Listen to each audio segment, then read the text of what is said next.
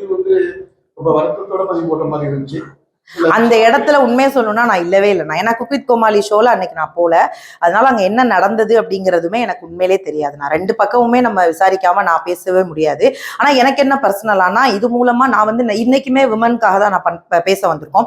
பொதுவாகவே என்ன பெண்களுக்கு நடந்தாலும் அந்த இடத்துல என்னுடைய பதிவு இருக்கும். நான் இந்த சமீபத்துல நிறைய பேர் மேல எனக்கு பெரிய வருத்தம் என்ன அப்படின்னா, ஒரு தொழில் சார்ந்து ஒருத்தவங்க ஒரு குறை சொல்லியிருக்காங்க அப்படின்னா அந்த தொழில் சார்ந்து மட்டும்தான் நீங்க பேசணுமே தவிர அவங்களுடைய பர்சனல் விஷயங்களை எடுத்து அந்த பெண்ணை வந்து எவ்வளவு இழிவுபடுத்தணுமோ, இது ஒரு பெண்ணாக மட்டுமே நான் கண்டனம் தெரிவிக்கிறேனே தவிர இதுக்கு நான் யாருக்கிட்டையும், ஏன்னா உண்மையிலேயே நான் ரெண்டு பேர்கிட்டையும் பேசணும். நான் வெயிட் பண்ணிட்டு இருக்கேன். நான் ரெண்டு பேர்ட்டையுமே பேசணும், என்ன நடந்தது நானுமே தெரிஞ்சுக்கணும். சரி இதுல யாரு என்ன பண்ணாங்க அப்படிங்கறதுலாம் எனக்கு தெரியாது. ஆனா ஒரு பெண்ணை இழிவா தயவு செஞ்சு பேச வேணாங்கிறது மட்டும் பிரஸ் மீட் மூலமா தெரிஞ்சுக்கிறேன், சொல்லிக்க ஆசைப்படுறேன்.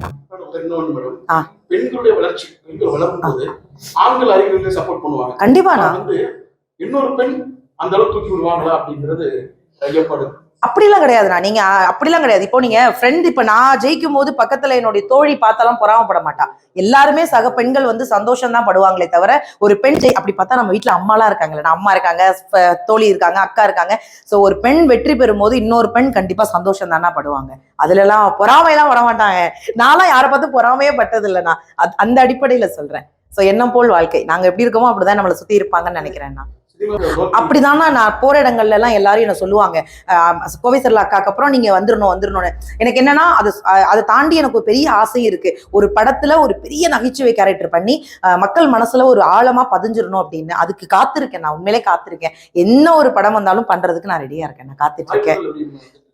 வருதுண்ணா, 1-2 வருது.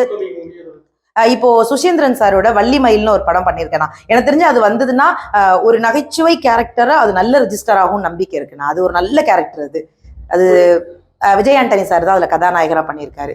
ஸோ அந்த படம் வந்தா எனக்கு ரொம்ப சந்தோஷமா இருக்கும். பெண்களுடைய சுதந்திரம் சரியான முறையில் இருக்கா, இல்ல அவங்க சுதந்திரம் சரியான முறையில் பாதுகாக்கணுமா? இல்ல நான் சரியா பயன்படுத்துறாங்க. பெண்கள் எல்லாருமே அவங்கவுங்க சுதந்திரத்தை சரியா பயன்படுத்துறாங்கன்னா, இன்னைக்கு அப்படி பயன்படுத்தலை அப்படின்னா இன்னைக்கு சமூக ஊடகங்கள்ல இன்னைக்கு நம்ம வீட்டிலேயே இருக்கிற பெண்கள் இன்னைக்கு என்னென்ன ஏதோ ஒரு தொழில் பண்றாங்க.